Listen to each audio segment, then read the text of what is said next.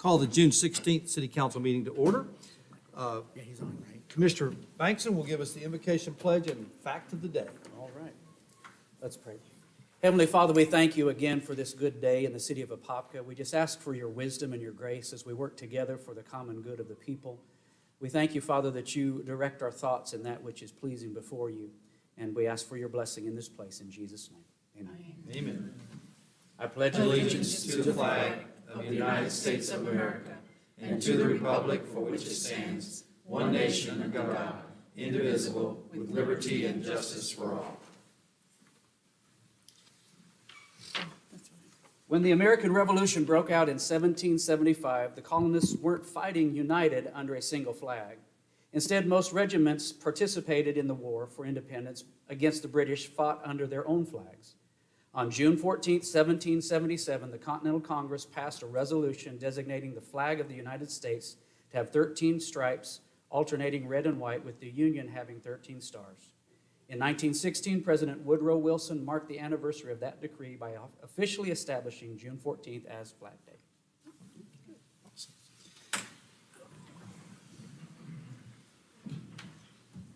Okay, everybody had a chance to look at the minutes? Yes. If so, we'll look for a motion to approve. So moved. Got a motion by Commissioner Bankson, Second. second by Commissioner Smith. All those in favor? Aye. All opposed? Motion carries unanimously. Okay. Agenda review. Edward? There are no changes, Mayor, to the agenda other than the consent item number 5. Staff would like to pull that and take it separately. Okay. Thank you, Edward. Okay. All right. Public comment. Anybody, Susan? Nobody? All right. Good. Okay. All right. With that, look, anybody need to pull any other items from the consent agenda? If not, we'd look for a motion to approve the consent agenda minus item number 5, which is authorize the disposal of capital surplus equipment. So moved. Got a motion by Commissioner Smith, second by Commissioner, Commissioner Becker. All those in favor? Aye. All opposed? Motion carries unanimously. Okay, Edward, item number 5. Thank you, Mayor. Staff has requested that item 5 be voted on separately. If you'll notice in your packet, this is the list of surplus property that we're asking to either be sold, transferred, or disposed of. There's an item on here, a Ford Explorer, a 2013 Ford Explorer, that the Fleet Division has asked that we keep. So they want to kind of work through that and repurpose that. There may be still some use that they want to get out of that for the police department. So staff would request that approval of the item with the exception of remove the Ford Explorer to keep that asset From the surplus. from the surplus. Okay. Any questions for Edward? If not, look for a motion to approve the capital surplus equipment disposal minus the 2013 Ford Explorer. So moved. Got a motion by Commissioner Velasquez. Second. Second by Commissioner Bankson. All those in favor? Aye. All opposed? Motion carries unanimously. Okay. Next up, Major Development Plan, Binion Road Multifamily. Phil?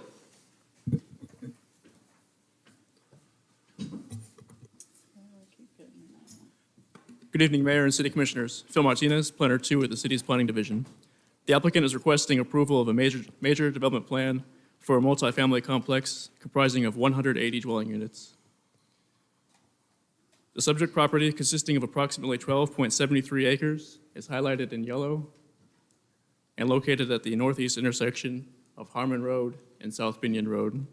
Surrounding uses include the State Route 429, Vistas at Water's Edge subdivision, and the Alta East Shore apartment site with 2 commercial tracks along Harmon Road. The site is proposed to be accessed via Harmon Road with an emergency access point off of South Binion Road. Right and left turn lanes are proposed at the access point along Harmon Road, and in addition, the applicant has provided sidewalks along South Binion Road and Harmon Road. 15.48% of the site is reserved as open space, while the Land Development Code requires a minimum of 10% open space for residential uses in the mixed-use East Shore Gateway zoning. The proposed open space and amenities include a dog park, a tree preservation area, and a pool and clubhouse. The applicant has provided perimeter landscaping around the site, and the applicant has also provided foundation landscaping for building facades that face parking areas. Attached to the agenda packet are the architectural elevations submitted by the applicant, and the Development Review Committee and Planning Commission recommend approval of the proposed major development plan. And the recommended motion for this evening is to approve the Binion Road multifamily major development plan. This concludes my presentation, and the applicant and I are happy to address any questions that you may have. Okay, any questions for Phil? Okay. All right, anybody from the public wish to speak on this matter? If not, we'll close the public hearing, look for a motion to approve the major development plan for the Binion Road multifamily. So moved. Got a motion by Commissioner Bankson. Second. Second by Commissioner Smith. All those in favor? Aye. All opposed? Motion carries unanimously. Next up, the Providence Construction Development Reuse Membrane. Narette.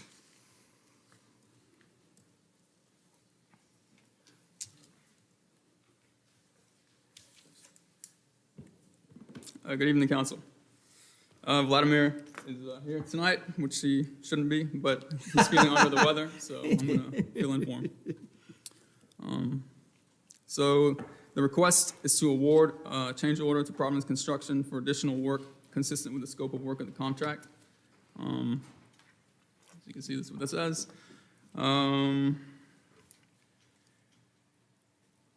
Essentially, it's an expansion to the west of the existing construction limits.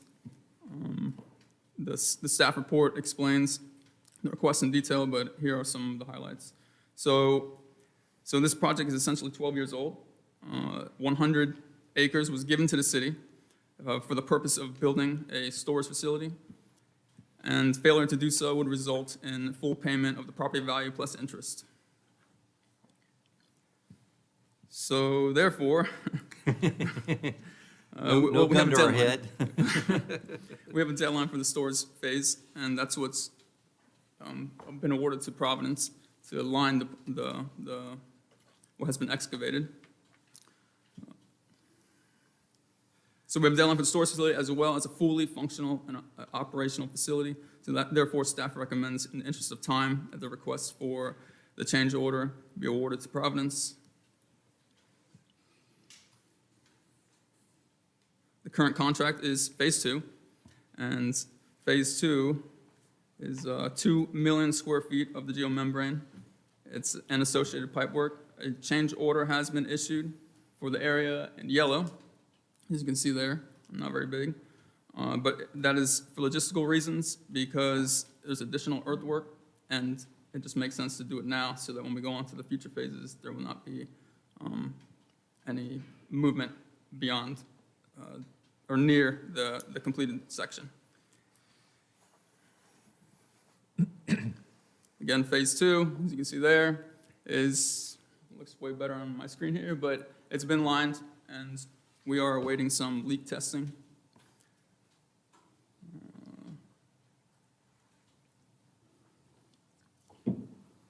This is just a plan of our engineering drawings. Not very interesting, but I like it because it shows contours and it makes more sense to me. And it just shows the overall facility. Basically, what we're calling now East and West Reservoir. The big one is the east one, 307 million gallons. And the small one is the west one, that's 41 million gallons. We have overflow recharge areas, and closer to Golden Gem Road there are 2 ground storage tanks. One will be built in Phase 3. And the 2 areas on the right of the screen are the pump stations. 2, again, one for pumping from the reservoirs to the storage tanks, and then the distribution pumps to the public.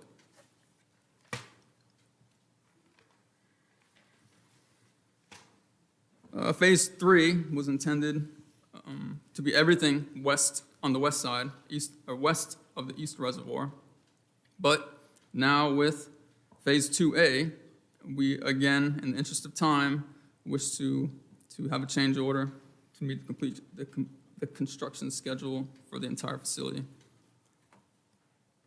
Phase 2A is additional earthwork and associated piping. So like I said, consistent with the scope of the existing contract. Like in Phase 1, we will receive credit for the surplus dirt.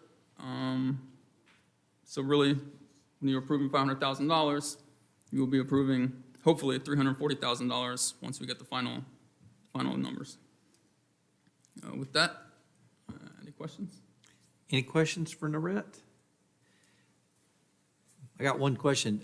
Is it, the few rains we've had, is the big pond holding any water? Again, this is hundreds of millions of gallons, but the lower tier is, Yes. it's got probably a foot Doesn't really? of Okay. water. Yeah, Oh, so good. they will need to clean that out to do the testing. Good. I mean, I would recommend anybody that hasn't been out there to see that. It's just an incredibly Yeah, large when you pond. stand there, it's pretty big. Yes, okay. All right, thank you, Narette. No problem. All right, anybody from the public wish to speak on this matter? If not, we'll close the public hearing, look for a motion to approve the change order to the Providence Construction and Development Company for the West Reuse Storage Facility. So moved. Got a motion by Commissioner Velasquez, Second. second by Commissioner Becker. All those in favor? Aye. All opposed? Motion carries unanimously. Next up, Edward.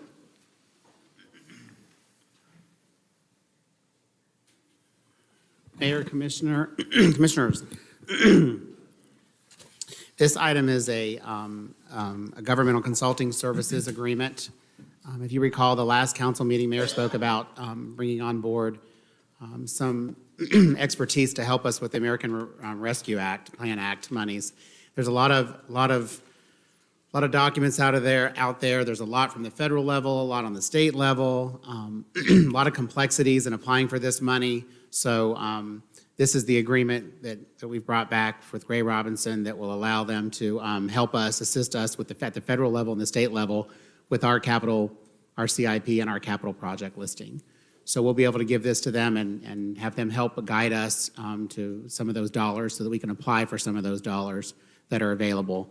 So this agreement is a 3-month agreement to start with. It's a 3-month agreement. It's $3,000 for the state side and $3,000 for the federal side.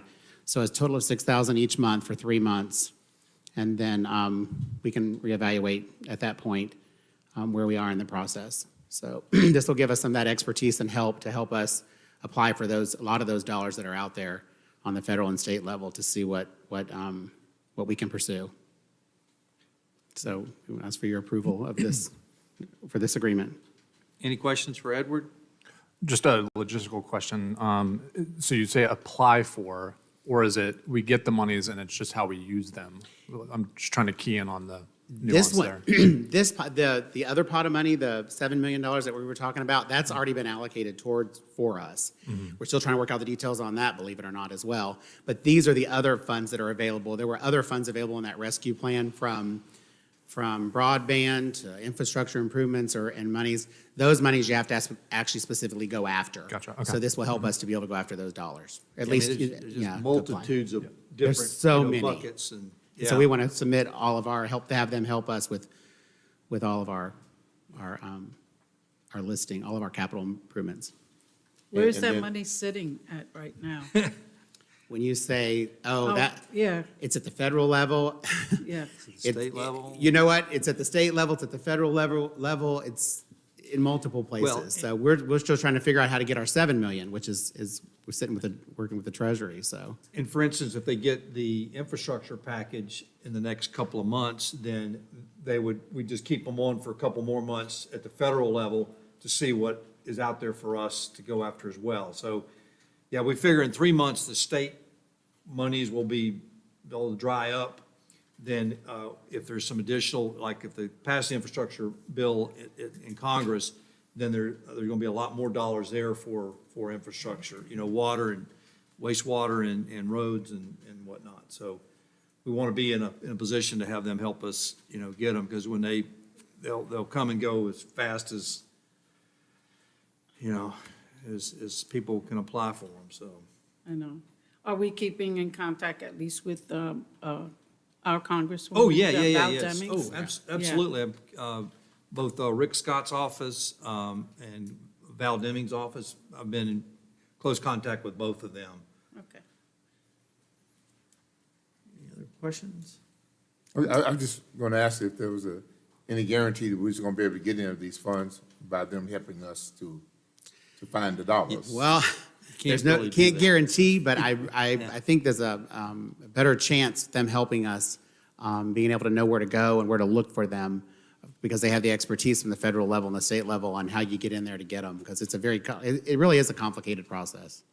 And you really can't have a performance-based contract, so, All right. yes. Okay. All right. Anybody from the public wish to speak on this matter?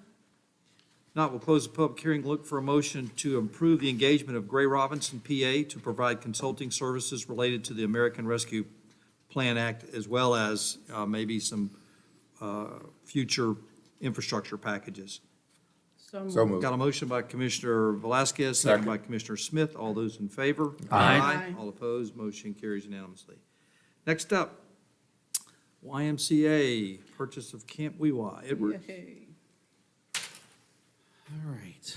So this item is the Camp Weewa, we got the appraisal back. If you recall, on March 3rd, 2021, the city council made an offer to the YMCA of $4.2 million.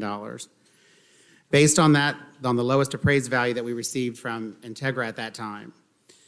Based on the information that we received at the last council meeting, there was some, after their survey and everything was done, there was a change in the usable property, some of the area that was usable, resulting in an appraised value that at that time was like 4.7. So we sent this information off to Integra, who did our original appraisal, the 4.2 appraisal, and they came back, and that appraisal's in your packet. When they redid the numbers with those, with that usable, resulting in that usable land, it came back with right at the $4.7 million.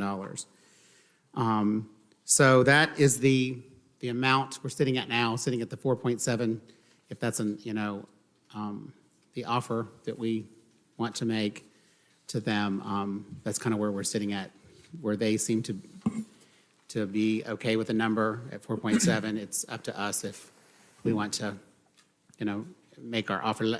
Keep in mind, we made a $4.2 million offer, so this would be making a $4.7 million offer.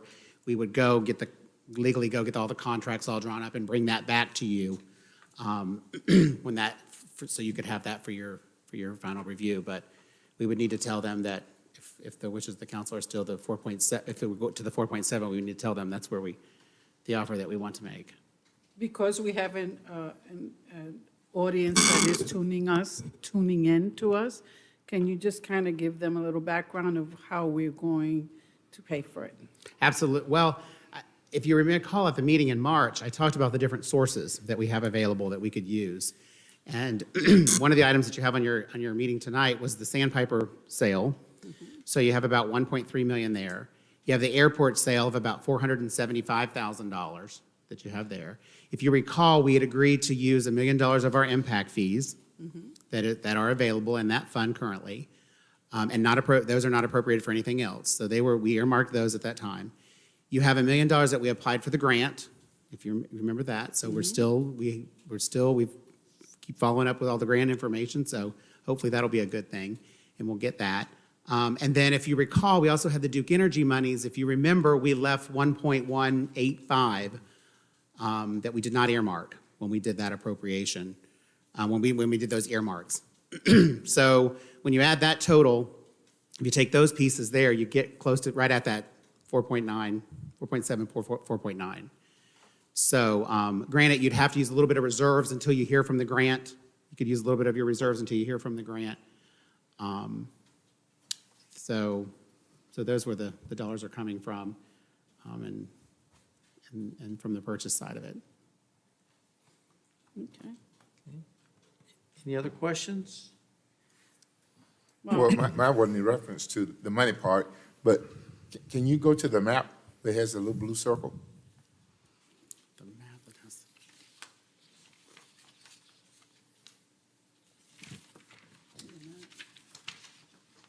Oh, there it is. That's page 129.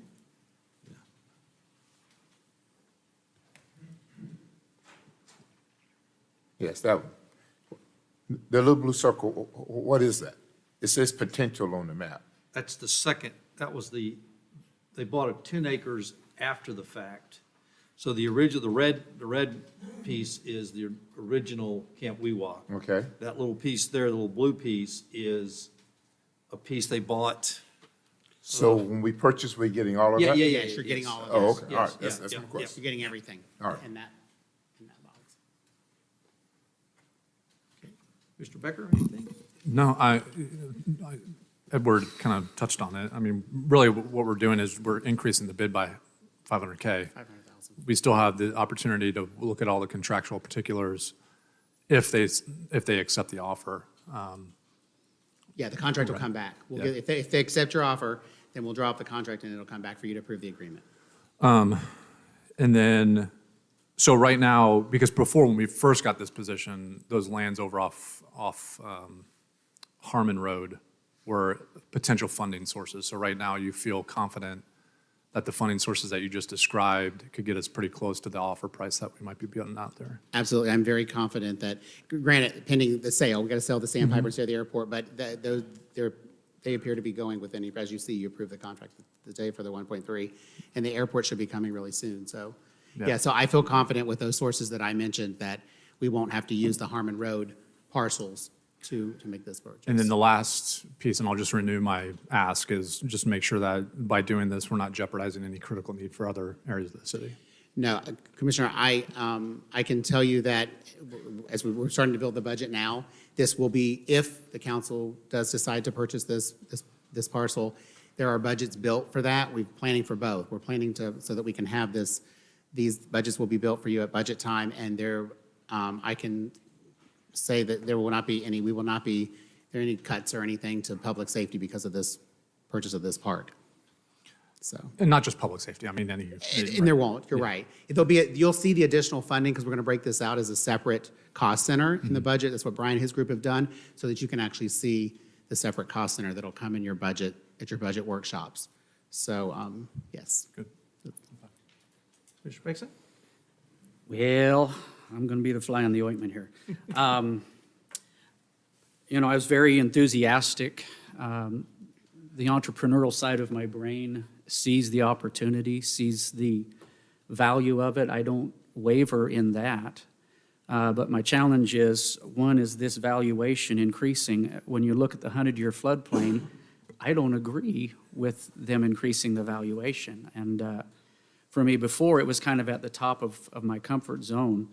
But I've marinated on this thing and thought it through. Why is it bothering me? Again, I think back when we got involved with the Dubstred situation here with the city, and I just remember that being a real pain in the patoot. And I just, as a city, it's one thing to be in an infrastructure side of business. It's another thing to be in this side. If we had, we're working with Rock Springs Ridge, and some of the monies that we had set aside for that is now going to be tied up in that. There's just many different things that they just don't sit well. And I've got to go with what I feel here. We are still walking out the COVID residual effects. There are several other needs that we could put money toward. I think there were different ones that mentioned those concerns before.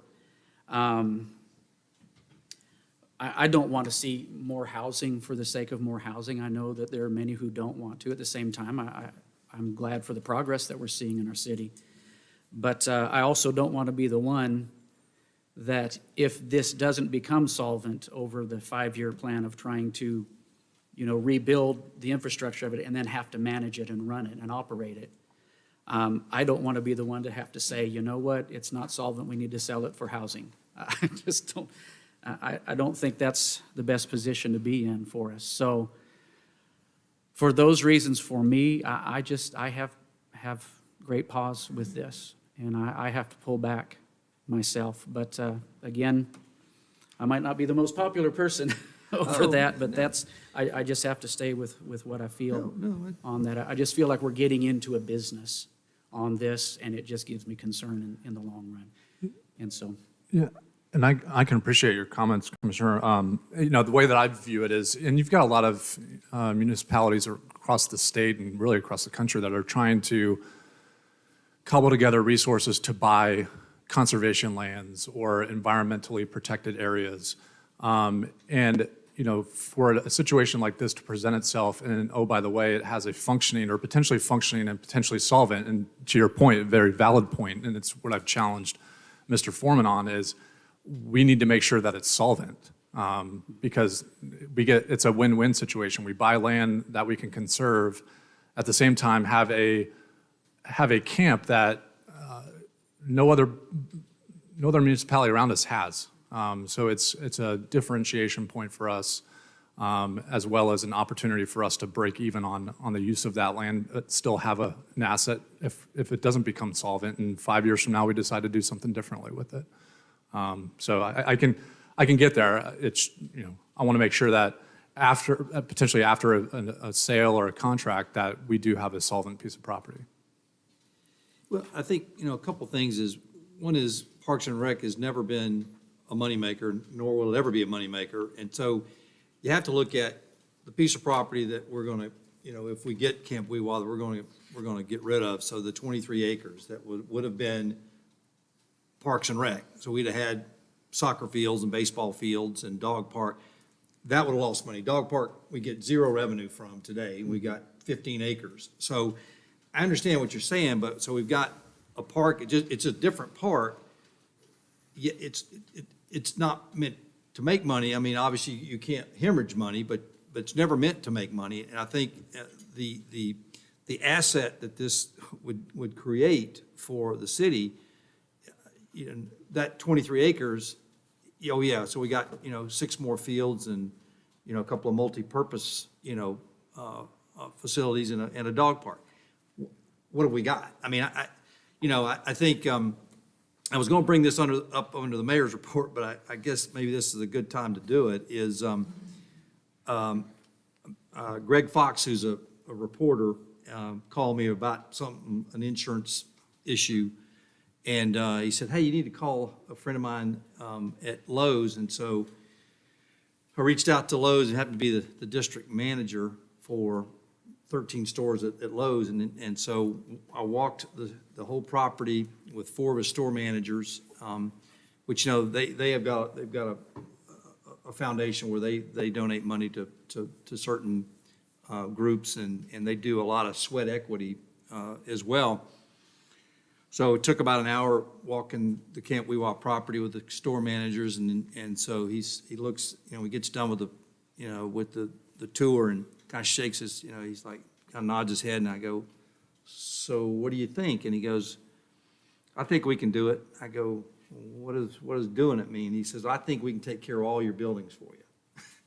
So he said, I think, we can look at, obviously don't have all the numbers yet, but he said, I think we can look at the painting. I think we can look at new fans, new lights, taking care of a lot of those issues that would, to get the maintenance caught back up. And I go, wow. He said, so as soon as you get, keys, and we can get back out here with some of my, my folks, after we've kind of thought through this, we would love to get back together and see what we can do. And I said, so, just an amazing tour, an amazing offer from the Lowe's company, which, I was just, I figured they would take on, maybe one of the 4, the quads they have out there, with the bunk houses and one of the bath houses. But he said, no, I think we can take them all on. So I just think, which gave me a whole lot more comfort than going in without that kind of a help. Obviously, we've got some challenges, water and wastewater being, we can limp by this season, but I think the opportunities are great. The other one I think is, for me, was is really neat. And Commissioner, you were at the Celebration of Life for Jim Searsley, who was connected with the Gary Sinise Foundation. And I don't know, and maybe one of our couple of our guys they can fill you in. But anyway, when I was at the funeral I asked those guys, told them kind of what we were thinking about. Oh, gosh, he said, yeah, let me see what we can do to bring down, have those, disabled and veterans lost in battle, have their kids come down and take a week of camp at our Camp Weewa. So, I mean, I just think, everything's, the stars are lined up. It's just an amazing opportunity that 6 months from now, it's gone. And we'll never get back those trees, those oak trees that are, 10 feet across and all the memories. I mean, that's, the memories that were brought up at at our first little kind of fundraiser / meet and greet with the Friends of Camp Weewa. Just an amazing day. And so I just think there's a lot of opportunities for us to get outside help. Obviously, we want to get it as close to break even as we can, but if we go in there thinking it's going to make money, then we're not doing it for the right reasons. I mean, that's my honest opinion. I think we want, just think about those memories, those kids who get to go to camp, when they talk about, wow, I got to go to Camp Weewa, or my dad went and I got to go, or my granddad went. In my case, it could be a granddad, So I just think it's just an unbelievable opportunity for us. And I know it's, obviously there's always, better timing for things, but, there's, sometimes it's the best deals you get are when you least expect it. But I will tell you, I know Edward and I talked about, where we are with reserves, and we can't say, definitely, but looks like our reserves were up another north of $1 million in reserves. We're sort of north of 26% reserves. So we've added reserves regardless or in spite of the economy that we've gone through and the $3 million that we lost in general revenue. So I'm confident between Brian's his team and Edward and our team that we can make this work. And I just think the memories that we will have out there. I think with the park there on Lush Road that we have as well. I think it just the synergies there with the city are just unbelievable. But so with that, Well, I just want to make one more, Sure. I don't want to mix my message. This thing needs to pay for itself. YMCA, they made just as many memories and they were making margin. This thing, it's a tremendous asset. Many people want to use it, and I don't think that it's a bad thing if we want to try and pay for the operational cost through some of the revenue offset. no, I'm not arguing we don't want to try to get to break even, but I think if we go in and think it's got to make money, then just Northwest doesn't make money. I mean, how much does it lose? Right. I'm just saying that if we bring on new things that Sure. then take loss, that's $1 that Oh, we're taking away from something else. Correct. Right, I yeah. would agree with Yeah. that. Yes. And that's, for me, again, going up another $500,000, that's $500,000 of money that was going to help initially pay down the first 4.2. And when I look at the valuation, I struggle with it. I think it's being stretched to meet their side of things. If it were my money, for all the reasons that you stated, I would go in. But it's not mine, and that's the struggle that I have. And there are those who have those heart and have those memories that we represent that want us to do this.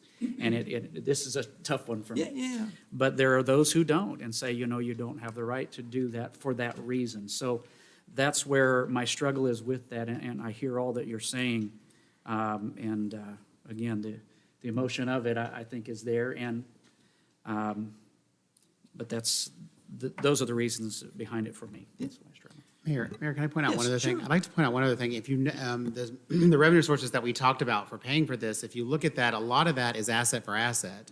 So a lot of it, we're taking one asset and putting it into another asset that we, assets that we really weren't doing much with. The airport, we were having issues, as you said, as everybody knows, the airport was costing us money. We were struggling with that. We weren't, and the airport business was not a business that we do well. And so, that is an asset. You've got the Sandpiper asset that's been an asset that's just kind of, we haven't done anything with or whatever. So if you look at a lot of those dollars are dollars that you're replacing one asset with another asset. So, I mean, for what that's worth, I just think it's important to look at kind of like an asset trade. The Well, difference for me is that we're going to have to put money into this asset where that one, it was what it was. So it's going to cost us in that way too, so. Well, you're right, there'll be operating costs, and like Mayor said, no recreation facility pays 100% for its cost and recovers all of its investment. But the object is to make sure that those revenues do the best you can to make sure the revenues cover the operating. And we try to do that in a lot of our programs. Again, at Northwest, the soccer revenues don't cover all the soccer costs and everything that it costs to run our soccer program. But we do everything we can to keep those rates, competitive, to make sure that we're getting as much revenue as we can to help offset all of those operating costs. So Brian and I have confidence that Brian and his group will do that when it comes to this park. They will look at all the revenue sources and we'll have the operating costs. And we're going to have that separated. We're going to keep this as a separate cost center so you can actually see the operating costs versus the revenues that we're going to be generating off this park.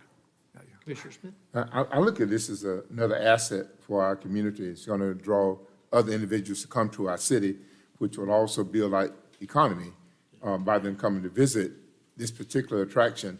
And I look at it also as another opportunity for us to provide something for our citizens that live here, some additional recreational facilities that are closer to some of our other residents that are not able to get to the Northwest Rec. And so I see this as a great asset. There's a pool on this site that there's possibility that there's 2 schools that we have in our city will be able to use those pools, and that'll be some additional income that we can garnish from Orange County Public Schools to help with offset. And just as Lowe's has stepped up and are willing to help, I'm sure there's some other companies and organizations that will be going to do the same thing. I've attended several camps of this type, and there are buildings that are named after corporations and after individuals that will be willing to come in and help as well with the restoration of this project. And I just see this as a huge asset to our city and something that other cities don't have, and an opportunity for us to preserve some land all at the same time. Yeah, I've got to keep on harping on this topic. Because I'm going into this business, I was already, okay, let's just do this and make the offer. But in a case in point too, like recreation, I agree. It's a lost leader for our city. It's quality of life stuff. But if we're parsing out this operation on its own cost center, whatever the case might be, and we're able to track with specificity on the operation of this, our goal should be at minimum break even. I mean, the pro forma or actually wasn't pro forma, it was the actual 5-year financial history for YMCA. I don't think any of those years saw a loss. So for me to feel comfortable, I don't want to entertain this idea that, okay, we're okay if it takes a loss because that's what recreational things do. That's not good for me. This is an asset that why wouldn't we replicate what YMCA was doing with it today under our leadership?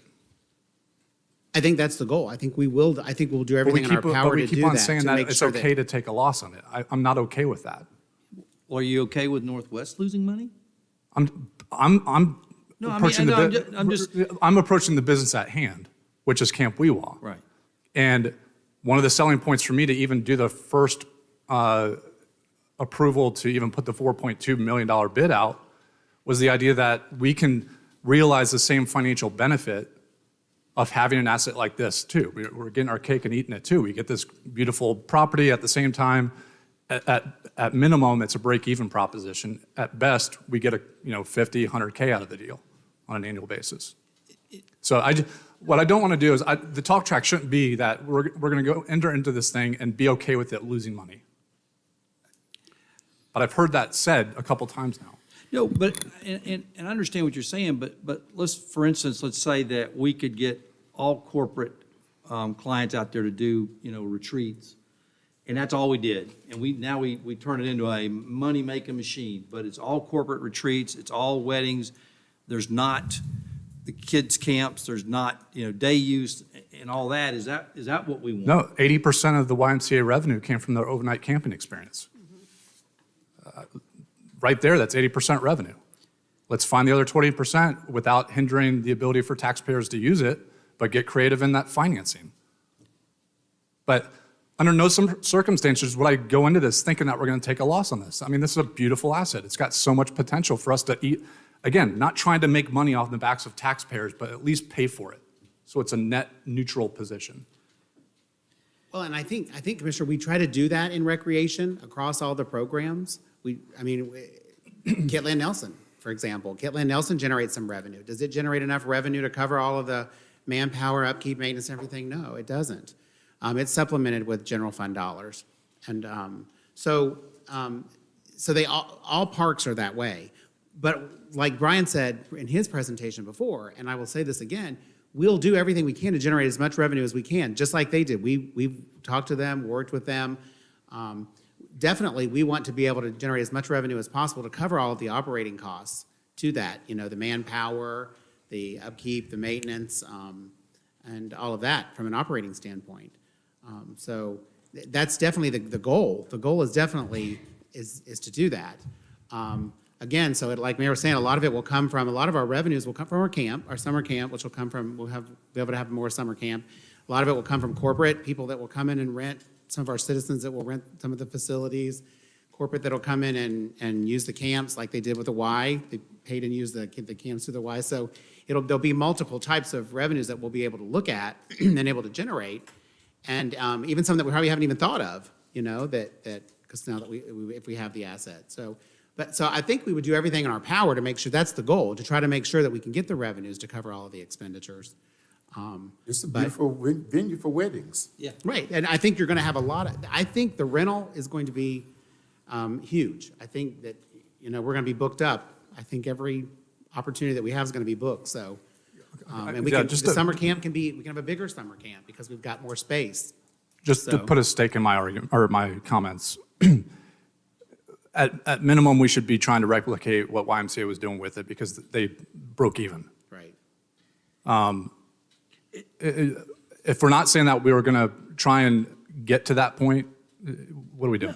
No, I don't think we're saying that. But I'll tell you this, and no offense to the Y, but zero ADA compliance since ever. They're still on well water. They're still on septic tanks. So, some of the things that they should have been putting money into would obviously gone against their operating income. And so what that number is, I don't know, but, so I'm just saying if we have to be ADA compliant, we have to take out the well, we have to put in wastewater, and that's expensive. I mean, I think we're going to look hard for some grants. I think we're going to look, we've asked about, sponsorships. Well, until we've got a signed document, it's hard for me to go out and start, Lowe's just kind of fell into my lap.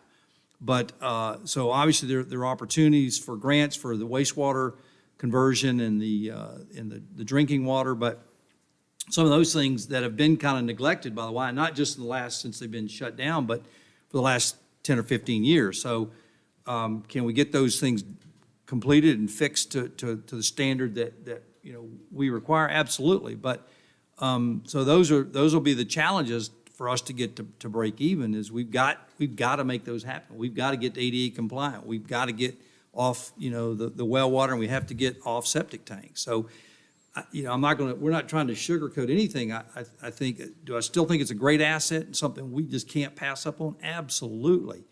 But I think, for us to sit out and say that, yeah, we could maybe do, a couple of things on ADA. We could limp by on well in the septic tanks, but I don't think that's what we need to ultimately do. We need to fix those things. Yeah, no, and some of that was in Ryan's pro forma that he put together. Yeah, And I get that. Yeah, I mean, we're going to be upside down for a little bit, correct. a period of time as Yes. we bring that stuff to compliance. What I'm saying is that I just want a general consensus that it's okay for us to want to have this as a break-even proposition. We're not resigned to the fact that 10 years from now, we're okay if this is a continued loss leader in the Parks and Recs portfolio. That we're able to point fingers at Camp Weewa, because again, you use a point of comparison to other parks and recs in other cities, but Camp Weewa is different than a park. It's a camp. I view it as something different. And I doubt that there's many camps that operate as a full camp that go into it thinking, hey, I'm not trying to, Well, I think. cover my expenses. I'm just, Right. if I take a loss, that's okay. I think, Commissioner, Commissioner Becker, to your point, I think, I see where you're coming from. I think we have to realize too is when the YMCA had it, it was strictly camp, rented camp. coming over onto our side with now it's open to our citizens. And free of charge, because we don't charge citizens to use our park. So it's coming over on our side. So you're gonna are we gonna try to maximize the revenue? Absolutely, with the rental of the camps and everything that we can. But at the same time, I think you have to keep in mind that it also needs to be open to our citizens like Kitland Nelson and Northwest are, just to come and visit, have a picnic or whatever they want to do, rather than, so I think, so that's kind of a little different scenario. And that's a but tactical we're- conversation, but it's an opinion, right? Because I still feel like we do overnight camping experience. And just because we spend taxpayer dollars on something like this doesn't mean you have to have 24/7 access to every single taxpayer within the city. You know, there's things that you can do within this park or within this camp that you block it off for certain times. And it's an experience for, let's say, my kids. If they want to do an overnight camping experience and other families want to do the same thing and other Joe Q Publics can't go at that section of the park at that particular piece of time, I'm okay with that. Right, okay. I mean, Absolutely. so we just have to work out those finer points. But I think overall, again, I go back to, and this is a question or an answer for a different day. What I'm saying is that for me to continue down this path, I need assurances that we're trying to get to a place where this can realize its full potential and be, at minimum, a break-even point for the city. And I think that is the goal. I think that is something that Brian and his team that's what they're working on, and that's the goal. So it's just like I said, it's not a guarantee that it's going to be a moneymaker or it's going to be a break even every year, but I think that's the goal is to look at. And we do that if you really and truly, if you know, the last 3 years, we've been doing that across all of our departments, whether it be the fire department, the police department, everywhere, building, we've been looking at all of our fees and all of our structure, everything on our revenues to make sure that we're trying to, to stay competitive and do the best that we can on collecting those charges for services and those revenues to help offset some of those expenditures. So, to your point, yeah, I think Brian and his group will do everything they can to maximize the revenue out of the park, but at the same time allowing our residents to be able to use it, as they would like, so. Yeah. So for me, again, to wrap it up together, my sticking point is this. We're buying a business. We're buying a business that they're now, to me, overpricing. And it's got a lot of infrastructure needs that will take us 5 years to come back out from under during a season when these 5 years they're shaky times. If we were doing kind of like what we're doing for Rock Springs Ridge, we're a bridge to help a group that can take this on. I'd be more comfortable with that. I agree. I don't want to see this go, but I feel like we're now being in that position. I think it has potential to do very well, and I think it will. So I feel like there's a dichotomy sitting here, the entrepreneurial side, but I have an issue of buying a business that then we have to run. And I understand the recreation side, I understand those things, but that's the thing that I can't get beyond. And again, with this price going up, the potential of others coming in, I think they're there, but they're not there yet. We don't know for sure. All of those things said, that's what's led me to what I'm struggling with. And again. Can I just pleased ask for a the whole question? Like who negotiated for us with the 4.2 This or wasn't a 4.7? negotiation, it was Integra, so we had two bids. Right, I saw. And you had to take the lower of the two bids. And so we did this based on kind of a back of the napkin kind of a survey as to how many developable acres. Mike Suber from our Public Works office. And then, so the YMCA hired biotech to go out and do an aerial survey, a little more sophisticated.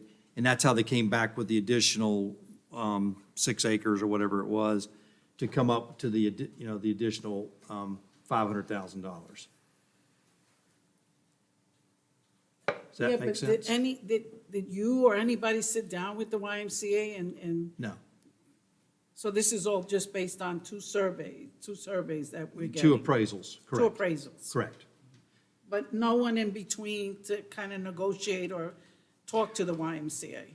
Well, I mean, I've talked to them on numerous occasions, but at the end of the day, I mean, they got to maximize what they can get, and we have to pay whatever the lowest appraisal is. So the lowest appraisal is the 4.7 million, because the other appraisal was It was 5.9 almost, something yeah, like yeah, that. almost $6 million.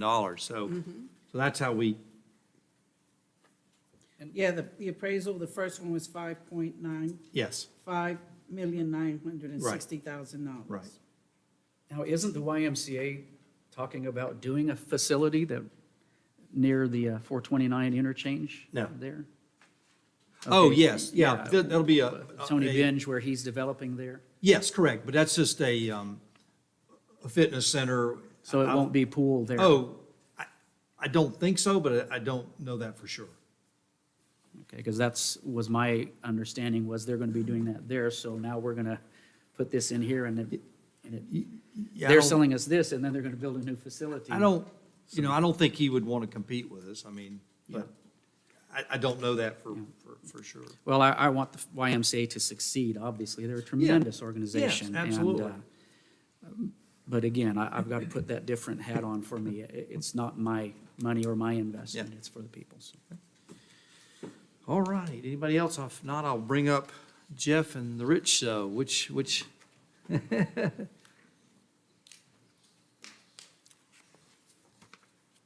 and both Rich and Jeff are both, Camp Weewa counselors and managers, and so they maybe can give you some of the financial details from Yeah. back in the day. Sure, and my name is Jeff Earnshaw. I don't know if you need my address. It's 1156 Eagle Point Drive, St. Augustine, Florida, 32092. Are you, I'm sorry, are you the Yes. one that have Save Camp Weewa? Yeah, well, let me explain, yeah. Oh, So okay. I started the group, which is now a Facebook group of Friends of Weewa / Save Camp Weewa, and we started it kind of came live once the news became public that the YMCA was looking to sell Camp Weewa, and started as a group of us that have stayed connected over the years, and now we have 830 plus members in that group, and there's also a kind of a core group of us. And first, let me say my connection to Camp Weewa is I started as a camp counselor there in 1993, went back for 8 years, and was the last couple of years was a camp director out there. And part of our group, we have, I think it's 9 former camp directors going back to the 80s. Some of those went on to be YMCA CEOs of different YMCAs in different parts of the country, and actually even the Cayman Islands. And so we've got a group that's committed, came together to try to preserve camp. And the number one reason I wanted to come tonight, I missed the March 3rd meeting, but was to just thank you and thank the city staff. Thank you, Mayor Nelson. I know it's been a Herculean effort to jump on this opportunity, and I thank God that you are sincerely saw the value and the opportunity in this and jumped in. And that's our group's number one goal is to preserve the natural area that is Camp Weewa. I've heard a lot of people mention the oak trees and the lakes and all of that. It's a very special place. It's beautiful. There is a ton of opportunity out there merely as a park, as just a place with things to do. And so, number one, thank you for that. We support you. We're very appreciative of the Y and your efforts to come together and try to work this out to save the camp. Secondarily, I wanted to come because at that March 3rd meeting, there were a couple of issues that were raised that are kind of being hit on again now, and I thought I might be able to kind of share some thoughts with that. I don't want to give you an opinion or try to tell you whether you should pay 4.2, 4.7, 6 point, whatever. That's your decision, certainly, and it's not our place to do that. But for me, as I mentioned, I spent 8 years out there, ran the camp programs. I've talked closely with Rich as another former director, other directors about what goes on there. And so with that issue, which was the concerns, really initially were the concerns over the $3 million committed over the 5 years of the capital expenses, as well as the continued operating losses potentially, as well as there was a general, how do we sell this? How do we convey this, of the message of why it was worth spending this money or committing this into this camp? And really those two go together for me, is the reason I drove 2 hours down here on a Wednesday night from St. Augustine to attend the City of Apopka meeting, is because Camp Weewa, it's not just that I got to teach kids canoeing there, or I taught archery and that was a fun time and it's a special place.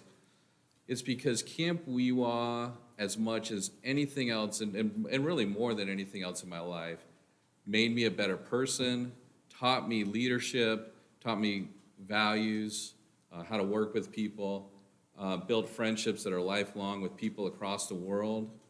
And I've seen it done. It allowed me to do that with thousands of other people and impact lives of thousands of kids. So it's not just a park where you go and have fun. That's certainly part of it. That's an essential part of it. But that's the tool of how you impact lives. And that's the heart of what Camp Weewa is about, and why there's 800 plus people that are watching us right now. There's quite a few of them, because they care so much about it.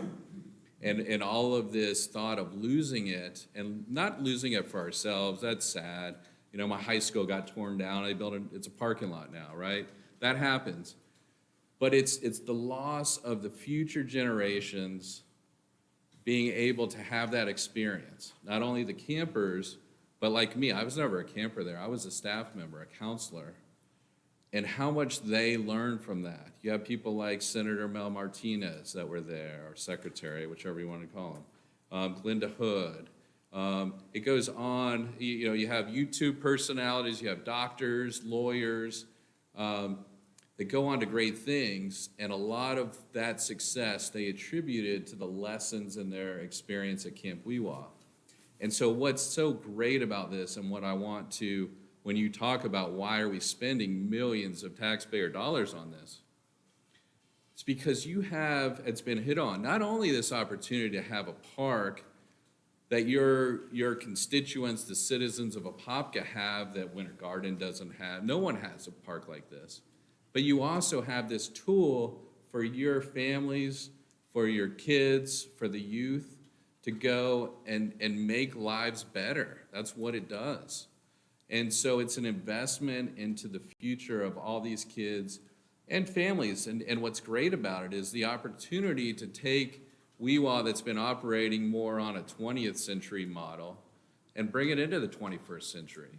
Weewa, as was identified, almost exclusively operated for summer resident camp, which I think as a core program is worth keeping. I know that there's thoughts otherwise, but I'll tell you real quick to hit on the revenue side. Even if you reduce the per week cost for campers to attend down to hundreds of dollars less of what the Y charged. If you go at an 80, there's 188 per week camper capacity at camp. You can have 1,692 kids go through camp every summer in 9 weeks. So that 10 weeks of between training and having them attend, you can have up to 1,692 campers. Now, obviously that's 100% capacity, that's very hard to hit. But if you charge $450 a week and you have 80% capacity, you're over $600,000 in revenue just for those 10 weeks that you're committing to summer camp. And then and I'll tell you, it costs a lot less than that, because camp counselors, unlike day camp, are paid with a stipend because they're given room and board, and it's a weekly contract. I don't know how much it was when Rich was doing it. My first summer, I made $90 a week, $1,000 for the entire summer, fully worth it as a 21-year-old. But at $250, $300 a week, you can see there you end with a big margin that helps subsidize the rest of the program. So when you have outdoor education groups, we used to have contract with Orange County Schools where every 5th grade classroom rotated every year and would spend a weekend or 2 days out at Camp Weewa. You have the Boy Scouts, the Girl Scouts.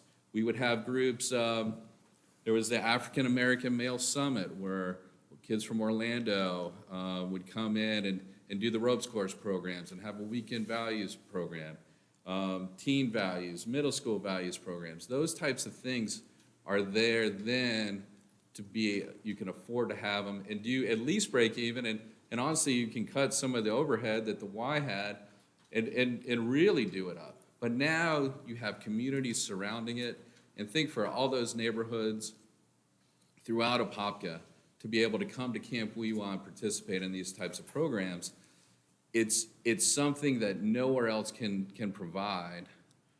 And we would have people from South Florida, from Atlanta, from all over that would come in as well.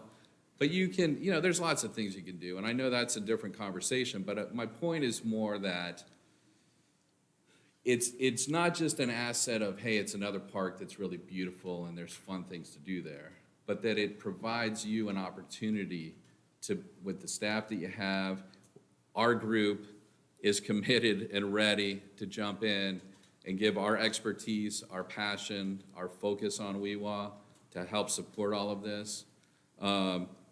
There's a lot of people that if, knowing, once we know what's going to be happening and if these type of traditional programs, maybe resident camp isn't in the future, whatever it is, but if those types of programs with that tradition continues forward, we have people ready to give their time, their money, their support to all of it. And so I just want to make sure you know that as you're making this decision, what do we do? Again, even if it's just a park that you can go out there and play and hang out and do whatever, thank you. And if you want to take the next level with it, you got a whole lot of people happy to help and do whatever we can to make sure that happens. And Jeff, tell them how much we've already raised, and that's all Yeah, based on. Really, because people are like, where can I get money, right? And we've been trying to be very transparent with everyone and not pretend that, oh, give us money and we'll save Camp Weewa, because we can't commit to that. So we've raised, I think it's over $30,000, and then that's not including, there's some additional monies from the fundraiser that we had out here at the in Apopka that time. I think that was another 10 or 15,000 on top of that.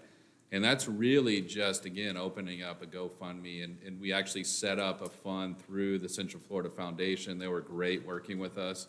There's a fund dedicated, that's the Friends of Weewa Fund, that has funds to support the purchase, to support capital improvements that are necessary, support operating expenses, and if everything falls apart, ultimately support other camping efforts. But again, and if you said, here's the vision, here's what we're going to do, we need help fundraising for those things, and we've got the apparatus in place to do those kind of things. So I'm happy I talk more than I meant to, I'm sorry. I get going with Camp Weewa. I'm a lawyer, that gets me talking already, and I care about the camp so much, that's something else. But if there's any questions you guys have or anything I can help with, let me know. Any questions for Jeff?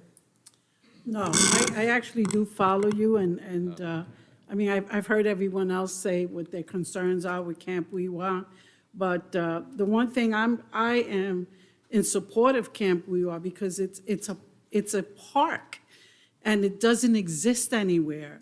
And when it's gone, it's gone. And it's not about right now. It's not even for 5 years. I think 5 years will allow us to say, was it worth the investment? I feel it will. I'm talking about 10, 20 years from now. There is so much development going on around us. And what I hear from people who live in Central Florida is how disappointed they are that their local governments, including us, are allowing these developments to continue, multi-dwellings, commercial. And so what they don't understand is that we don't have those properties to say, all right, no building, but here we have a park, almost 59 acres, and here's something that we can hold on to and say, this is precious, and it's not about right now. I mean, COVID is making us all hold back, because we're talking about revenue. But the park is a treasure, it's a gem. And I'm gonna compare it to this because I am from New York. It is our Central Park. And New York Manhattan is crazy, it's overdeveloped, but guess what their gem is that they hold on to? Central Park. And so for me, this is our Central Park. And there's so much potential for this park. It is a camp. we can continue or continue to use it as a camp, but because it has so much potential, it is something that I feel that if we keep it, or we hold on to it, or we purchase it, I feel that so many others will come in and say, you know what, we want a part of that. And for me, I hope our city is saying, bring it on. If you want a piece, you want to help us, absolutely. And that's what I'm hearing besides Lowe's, and I hear from others that they say, we're on board. As soon as you can purchase it, we're on board. So just those verbal commitments, for me, is telling me that we should buy it and we should keep it. I'm sorry that the YMCA wants, that for them it's about money, but for me it isn't. It's a treasure, and I'd hate to see it go away because we'll never get it back. That is one thing I get on my soapbox, and that's what I say. When you give it up, it never comes back. And 5 or 10 years from now, we may look back and say, we should have purchased it, because there's so much development going on right now that I don't see anywhere else that we have this opportunity. I just don't see it. So for now, I'm hoping that we can bring the commissioners all on board. I do understand what Commissioner Becker is saying, because we have a responsibility to our taxpayers. They don't want us to say, okay, we're going to buy it, but we're going to accept that we're going to operate it on the laws.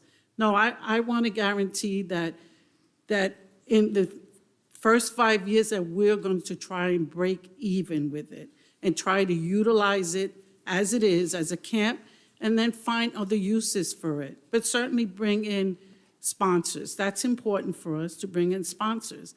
And again, the mayor has said that he has some sponsors, but no one's coming forward because we don't own it. So once we own it, I hope he aggressively goes out and says, all right, now we own it. You gave your word, start giving us money. So that's how I feel about it right now. And that's because I've experienced when the green space is gone, it doesn't come back. And it's a real sad thing. And I just think we have this great treasure right now. So that's my opinion. Well, and from that aspect, I fully agree. If we're buying property and we can sustain it, but to get into the business beyond that, if we secure it and then look for that infrastructure that can take it over, rather than us taking that on and bearing the long-term responsibility of that. Again, I go back to the Dubs Dread situation, and I remember that over the years and that playing itself out, and this, I wish we hadn't got into this type of a thing, and I don't want to get into that. I will help raise funds for it. In fact, probably after tonight, you can raise a lot of them making a Commissioner Banks and dartboard T-shirts. I don't know. This one it's torn me in that, but just that concern. If we had an organization that's coming together that we can say, again, we're that bridge that can help us not lose this. And I've said those same things, but then another entity will come in, will be able to manage it. I do think it has great potential. I think it will be solvent and then some, but it's just that challenge of, are we the one that takes that on and then has that long-term obligation versus another entity being brought together? You mentioned quite a few different ones, and some of them more famous names. Is there perhaps the possibility that if we get the placeholder, that there can be investment group that can come in and take that aspect on? And to that, I'll just say, and I know this is beyond because it's of the time constraints and everything. I will say, just because I'm still standing here and you said that, our group, if we had more time, we would have explored that option a lot more strongly. But the why, when we talk to them, they need to move on this. They're feeling pressure from Bank of America to get this unloaded, to get the debt paid down. And it's a lot more money than a group of individuals can start from zero to pay, $4 whatever million to do something like that. But as I mentioned, we have a lot of committed people willing to dedicate a lot to make this happen. So if that is something that the city ultimately decides you'd like to explore further, our group is happy to have that conversation, more than happy to have that kind of conversation with you.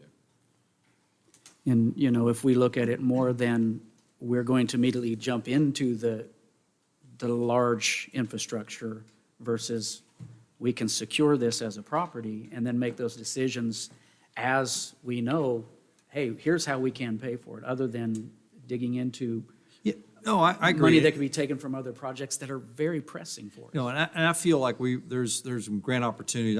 I feel confident we'll be able to get either all or a good chunk of the water and wastewater taken care of by either DEP, St. John's Water Management, or some of this federal money. So I think, I mean, there are plenty of opportunities for us to leverage, you know, this camp with, you know, grant funding opportunities. So I have no doubt that we can go after them. And, you know, the FERDAP grants, you know, they're $50,000. We can get those. I think is basically every time we roll one out, we get another one coming in. So those come our way all the time. So I think that's an opportunity for us, you know, to help, you know, bridge that gap as we, you know, build it back to the, you know, the success that I think that we can have it, you know, there. But, Mr. Smith, any questions? Mr. Becker? Okay. All right, Rich, you want to come up? You good? Is that enough? Yeah, oh, absolutely. Okay, thanks. Okay.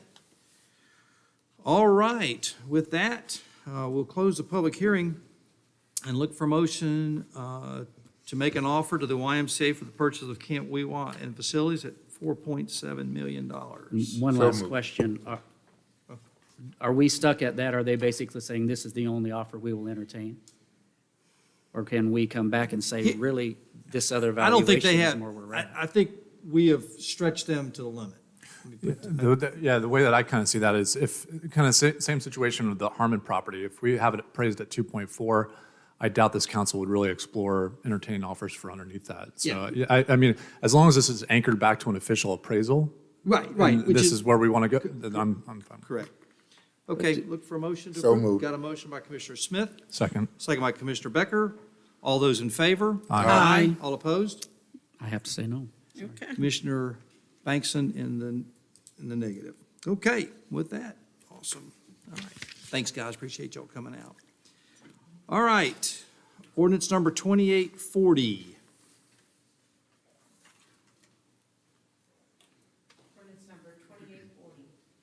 An ordinance of the City of Apopka, Florida, changing the zoning from transitional T to planned development PD for certain real property located north of West Orange Blossom Trail and west of State Road 429, comprising 73.93 acres, more or less, and owned by Collier Bench Land Joint Venture LLC, providing for directions to the Community Development Director, severability, conflicts, and an effective date.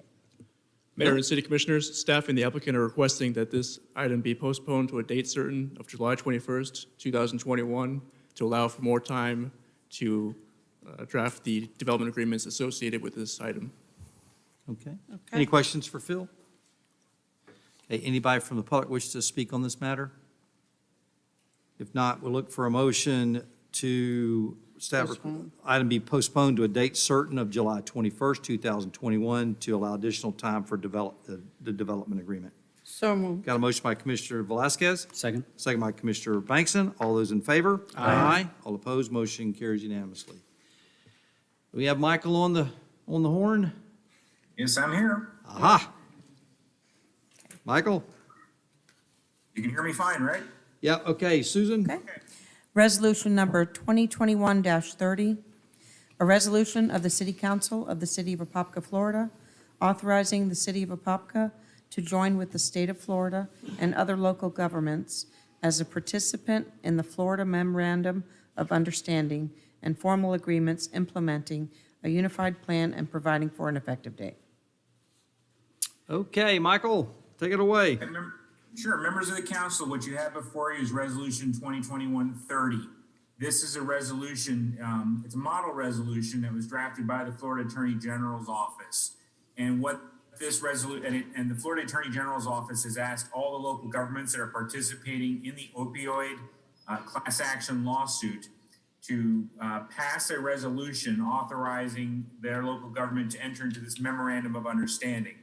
What the memorandum of understanding does is it's creating a framework and a procedure for the local governments to participate in any of the financial awards that are awarded as part of the class settlement in regards to the state and the other local governments' joint lawsuits against the opioid manufacturers. At this time, the state of Florida does not have a potential amount of money that's going to be divided up between the local governments. What this MOU does is it establishes the framework for divvying up the money among all the local governments that are part of the lawsuits and creating the bases for what the monies can be used for. It's basically going to be limited to those programs and future policies in order to both either reimburse the local governments for those costs that were incurred in battling the opioid epidemic, or for other programs to help combat and minimize the negative impacts of opioid addiction. So unfortunately, since I cannot give you what an amount of money that we're looking at receiving because nobody knows yet, and the state is still trying to negotiate a final settlement.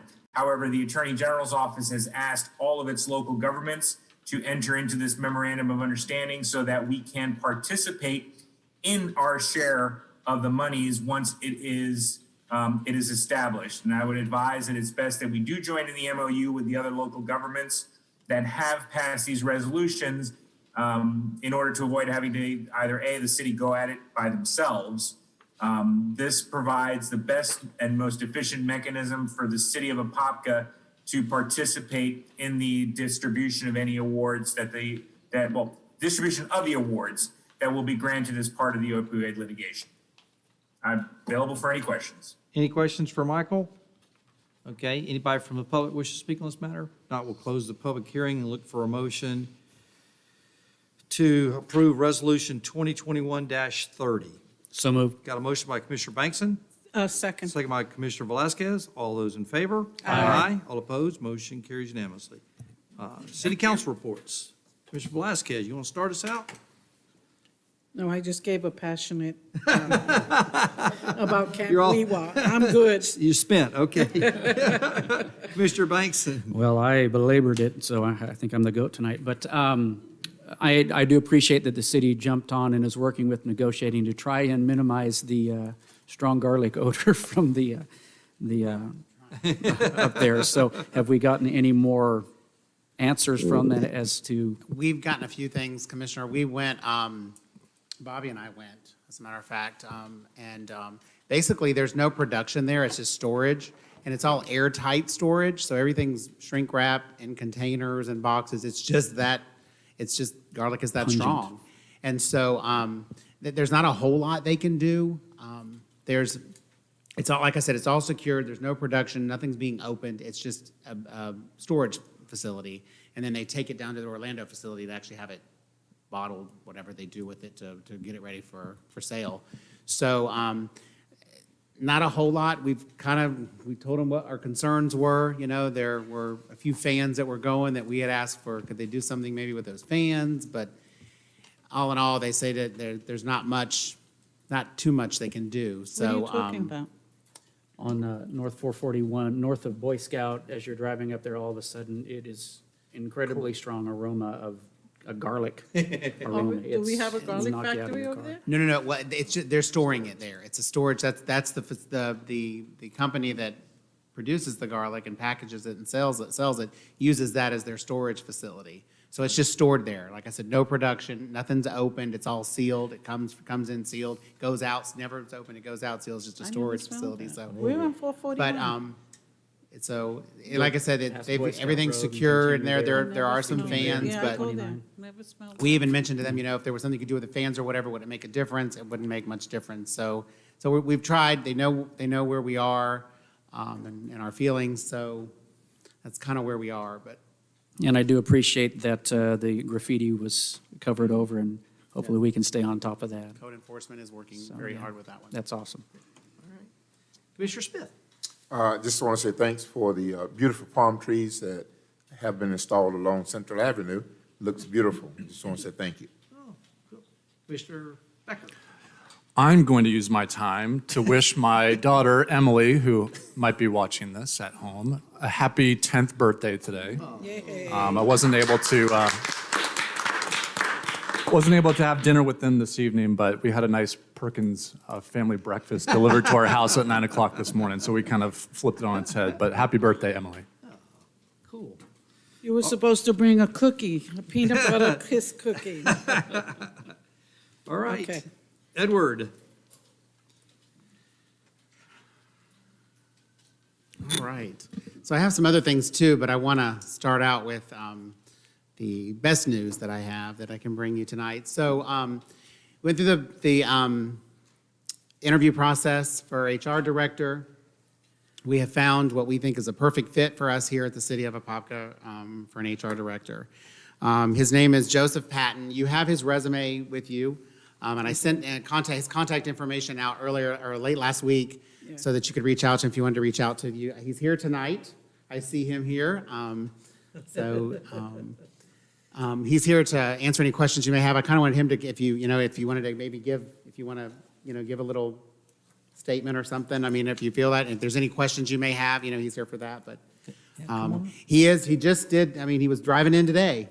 So when I called him this morning, he was in St. Augustine. So I was like, can you make it? But we're excited to have him on board and, looking for your ratification of his appointment this evening. And I think he will be a great fit. As you can see from his resume, he has a lot of qualifications, a lot of experience. So I will let him have the mic. So first of all, thank you very much for having me here. Literally, we just drove in from Montana, so forgive me for the outfit because everybody's in suits, very nice, and yeah, no trim, so. But just to give you a brief of my experience, my administrative experience started especially in human resources in the Marine Corps, where I started as an infantryman, and I was in the field in 29 Palms in the middle of the desert, 120 degrees, and a sergeant came out and said, "Who can type?" And about 50 of us raised our hand, and I was the only one that could actually type. So I went back and kissed my typing teacher from high school and all that stuff. So little did I know, I became a legal clerk at that point and was sent back into the field to process, disciplinary actions. And instead of, besides carrying an M16, I also carried a typewriter. So it was even tougher than, just being a grunt. So, but learned my lesson on that one. But still, I was in air conditioning every once in a while. So I was thankful. From there, I spent many years in the Marine Corps, became an admin chief, personnel chief, which is human resources in the military, if you didn't know that. I did get out in '92, went to work in the school system in St. Augustine, was there for about 14 years or so, meanwhile still in the reserves in the Marine Corps. I did a lot of generalist duties, payroll, retirement, so on and so forth, so health insurance. Then I went to Palm Beach County School District, which is rather large. I was one of the, actually I was the only outside applicants hired for 4 positions, which they created as HR area managers. So I became the manager for the northeastern part of Palm Beach County School District. There they have, you're probably aware of this, they have about 22,000 employees, which is a pretty big challenge, to say the least. So I believe they had 5 different contracts, negotiated contracts, which we did handle mostly. So we did everything from complaints from payroll to disciplinary actions to sexual harassment, so on and so forth. So gained a lot of experience there working with unions. And then I also took a position in 98, or 2008, sorry. We ran into that little thing with the housing market, and funding went down, so I was the individual that was hired from the outside, so I had no seniority. So, sorry, Joe, you got to go. But we could put you in a classroom. I said, no, it's not my cup of tea. So I took a position with the Department of Economic Opportunity, which was located here. I lived in Apopka. I lived in Apopka for probably about 9 years. Raised two stepkids here who graduated from Apopka High School. I was the area manager with Career Source Central Florida for the Department of Economic Opportunity. I was a state employee, and I was the area HR manager for the 5-county area. So from there, they decided to downsize that position and make new representatives out of that. So I decided to take a position in Billings, Montana, a little town outside of that, back into the school district, where I became the first ever director of HR for that organization. So it was a great experience. It's a great school district there, very small, but they have a lot of the same issues as a large district. So I got a call from the superintendent. Are you sure you don't want to come back? So I said, hey, I'm here now. It's warm. My wife is happy. She's from Columbia, and the snow up there, she loves the snow. She just didn't know that it came with cold. So I might have left that out when we moved there. But yeah, as soon as I told her that we were heading down here, she had her bags packed within about 5 minutes and was ready to come down. So that's pretty much it. I'm finishing up my PhD in human resources with Capella University. So I am finishing up my research right now, and hopefully I'll be finished within the spring of this year. All right, any questions? What's your PhD on? Just out of curiosity. The study is on mentorships. Oh, okay. And the mentorships, basically, is it viable for organizations to invest in mentorships to retain millennial workforce? Yeah. Because millennials are found to They're very leave an organization transitional. very fast if they don't get their needs met. And mentorships throughout the course of history have proven that they do help in that area, but there's no studies on millennials. That's interesting because they are very transitional. The baby boomers are the last who like stand there and stay forever. In fact, you can't get rid of them. Yeah. Baby boomer, you can't Baby get rid of me. boomer. We're here. Well, welcome to Apopka. I was Thank really you. impressed with the resume. 2 pages back and forth. I was like, oh, wow. I tried to condense Yeah, it. and this is I did probably condense it a little not bit, so. everything.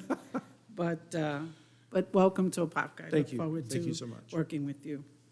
Yes, welcome home, and from the Great Wife North up there. Thank you for your service. Yeah. I I think appreciate being in the that. Marine Corps has prepared you for Apopka HR. It's prepared me for HR period. Yeah. Yeah. And if some of our friends from the VFW are listening, they'll have you recruited by tomorrow afternoon, so. But yeah, we do appreciate you being here, and as Commissioner Velasquez said, very impressive in your background, and I think it's going to be a great fit. So welcome back home to Apopka. I appreciate that. Mr. Smith? I'll also like to say welcome and also thank you for your service and more than welcome home. You won me over when you said you had 2 kids graduate from Apopka High School. And they still live in Apopka, by the way. Oh, wow. Yes. Commissioner Becker. I'll just keep on the praise. We had a chance to connect this afternoon, had a nice conversation. Resume is the resume, right? You're either qualified or you're not. But I thought it's good to understand your approach to the job. Sounds like you're very hands-on, process-oriented, and I think that's what really is required. It's been a little while since we've had a formal director. I think people need to recalibrate and just kind of understand the process and get reacclimated to that. So appreciate the conversation. Wish you good luck and all the best. Great. Awesome. All right. With Thank you all that, very much. well, look for a motion to approve. So moved. Got a So motion by moved. Commissioner Banks and second by Second. Commissioner Velasquez. All those in favor? Aye. All opposed? Motion carries unanimously. All right. What else you got? Yeah, I have a few more items. So I wanted to point out a couple things. I want to give you a quick update on the Sheila Oaks flooding issue. Oh, yeah. There should see movement next week. We met with the contractor today, and it looks as though you'll start seeing some ground turned and things brought in. They're going to change, they're going to do it in a couple phases because they have, like I said earlier, or said last time, they have 5 of the inlets they were able to obtain now. So they're going to start to install those while they order the other, there were 9 others. So they're going to order those. They're going to order those now so that they'll be here when they finish phase 1. They can move over into phase 2. So just want to keep you up to date on that. You should see some, we've reached out to those citizens there and let them know too. We're going to keep them up to date that they should start seeing some activity next week. Is phase 1 going to be by the resident that was really affected the most? Yes, phase 1 is the resident that had the flooding, the Okay. bigger flooding issue. That's at the south end, or the north end, I think that is, right? Yeah, so that's phase 1. Phase 2 will be, and it happened to work out that the 5 inlets that were available now, that they could get now, actually work better down there. So that's perfect. So anyway, so we're pushing that contractor and giving him some, a push to tell him to go, as quickly as possible. So there should be some activity out there next week. Okay. And when he gets done with the first 5, I'd like to go and see it. Okay, absolutely. Yeah. We'll keep you up to date. We'll keep you up Yeah. to date on the progress. Only because, she's been here, she's been coming here, she said almost like 3 years. We should Yeah, so we'll- celebrate that when they put the first 5. Okay. Yeah, so we'll keep you up to date on that. The other thing I wanted to mention too, if you recall back when we had the municipal service tax, we had the change to the ordinance for the municipal service tax when we had the cap, and we had to make the change based on the Florida statute. Duke Energy has sent out some notices to those customers that could be affected. Just because you got the notice doesn't mean you will be affected. It means that there was a period at one point last year where you could have gone over that threshold that would have caused you to go over that cap, where we had the cap of $20. So they've sent those notices out to everybody. We fielded some calls. I want you to be aware of that. We fielded some calls to explain that to them. Duke is also, if you remember, they have their customer service open to address that with those individuals. So we've been explaining that. So we've had a few of those. Keep in mind, too, that we had talked about, just so you remember, we had talked about when we get to budget time, that we had, there's some that got hit pretty hefty hit on some of those.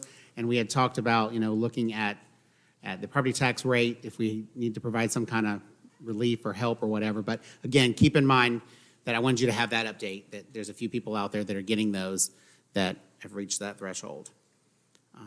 What was the threshold again? Because you were surprised when I It showed you was- my yeah. letter. Usually, from a residential standpoint, because commercial and residential are billed differently, Right. that's why the commercial are kind of different. And Duke's been reaching out to those customers one-on-one. From a residential standpoint, it's around $350, give or take, they said, that where it can kick in. I Because just not wanna- everything on the bill, the tax is not calculated on everything on the bill.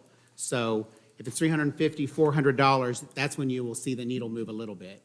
Again, it's not a big amount, but because the cap had to be removed because of the Florida statute, there, it's a little bit of an adjustment. And keep in mind, the notices that they've sent, that doesn't mean it's gonna happen every single month. That means there could have been a month in there where you hit that mark, and you may have the increase in that particular month, but you may not have it in the other months.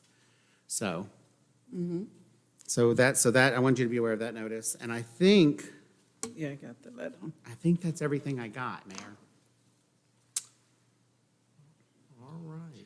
I want to say I appreciate the 6-month budget to actual report. That was great, and I like the numbers that are there. That's So a we real will keep positive that- side to that. We will do that when we do our disbursement report each month. We will also put that, What did they update that give for you? each month. As we close the month, we will put that one on there. Oh, I did, I saw that. Yeah.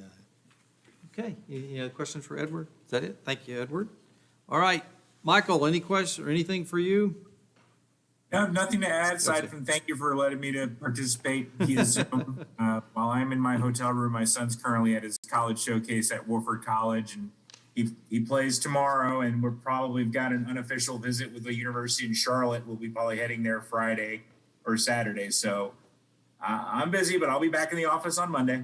All right, awesome. Good luck. Thanks. Okay, mayor's report, couple of things. COVID vaccinations, boy, every day is a different day on vaccinations. We had a call a week ago from Winn-Dixie. They were going to do a day in the park, vaccinations. And then we found out, or we saw in the news that there were millions of Johnson & Johnson vaccinations that were about to go bad.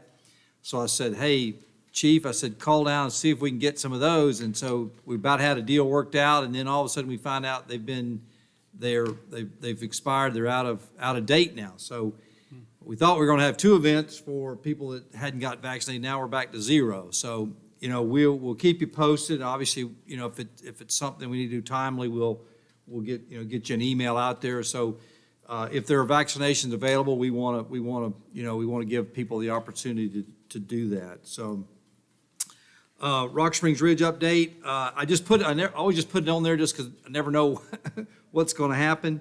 We're supposed to be meeting with the interested parties in the next 10 days, and that would be the HOA, their attorney, Chad Barton, and his attorney, and then Michael and Edward and I. So don't have a day and a time yet to meet about trying to get some finalized agreement together.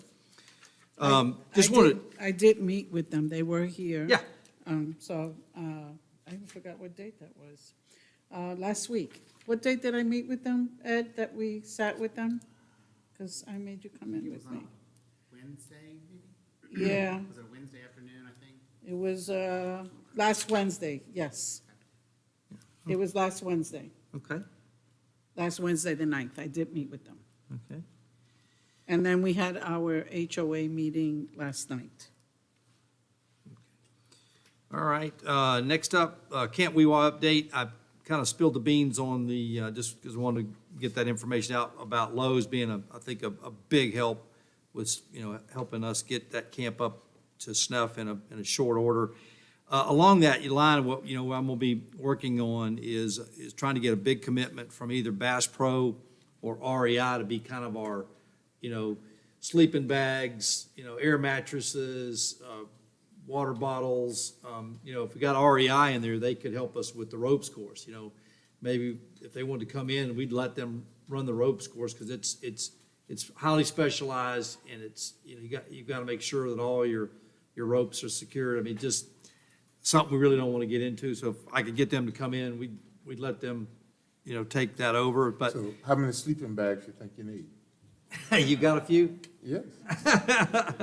But they have a canteen out there, so what they would do is they would let them stock that, with bug spray and suntan lotion and whatever. So we really like to. One of those sleeping two bags and air mattresses? Sure. Yes. Next up, the Metro Plan studies. I don't know. Did everybody get one of these in the mail? Yeah. Okay. That was a nice didn't get little. that. You didn't? No, Yeah, I mean, I got it at the house, so it wasn't to the mayor, it was just to Brian Nelson. no, I never got that. Anyway, it was folded up 3-way, nice green, and, it was a No. full 4-color. Now, Never got that. I'll give you mine, Sure. because I got the original in the office. No, I didn't get that. On Friday, we've got a Senator Broder who sponsored the legislation to get the septic to sewer money for Orange County, and Rep. Truenow on that. They're going to be coming after the Orange County tour. They're going to be coming to our on-site at the Wekiwa Glen subdivision. So I've got the two sponsors of that legislation from last year. So, you know, if we wanted to come back next year for some additional money to up the ante on the on-site distributed wastewater facilities, then they're going to be there to kind of show them what it looks like. I mean, the numbers look unbelievable. We're at already between 60 and 80% efficiency of taking out nitrogen out of the water. And they said we're still another 4 or 5 weeks away from the total microbial activity at full, capacity. So looking really good. So we want to show them, that. And so, hey, by the way, don't forget us next year. That's going to be at 12:30, not, is that right? Yes. Yeah, Well, because Metro is at We have our 11:30. shield for our first responders, and I'm tied up until. Oh, 12, so- well, what it is they're going to be at Orange County doing the ribbon cutting or whatever at 11. And so while I've got Senator Broder from Seminole County here, hey, listen, 5 minutes down the road is Wekiwa Glen. Can you, swing in, let's show you what we're doing. Well, if they were going to show up a little late, if somebody can let me know, I'll buzz Okay. right over there. But Okay. we've already got it. Okay. Who's getting Shield tomorrow? Shield is an event we do for the first responders monthly. Oh, very nice. It's our first opportunity to get to see them in person since COVID started. Yeah. And so, Very looking forward to nice. that. And then last but not least, the 4th of July celebration, Sunday, July 4th, 2021, from 7 to 9 will be the band Midnight Mayhem, fireworks soon thereafter. So come on out. We've got beer, wine, food trucks will be available for purchase. Bring your lawn chairs and blankets. I would suggest if you want to get a good spot, you want to get there early because, as you know, the Red Hot and Boom will not be going on the 3rd, and if I think they average 250,000 people, so we get some spillover. I did reach out to Melissa Bird, so they're going to open up the parking lots at Wolf Lake Elementary and Middle, so we should have some additional parking. We had a nice ops plan between police, fire, and Parks and Rec as to maximum parking within the park. So I think we're ready to go and looking forward to a great day on July 4th. So with that, we'll see you next month.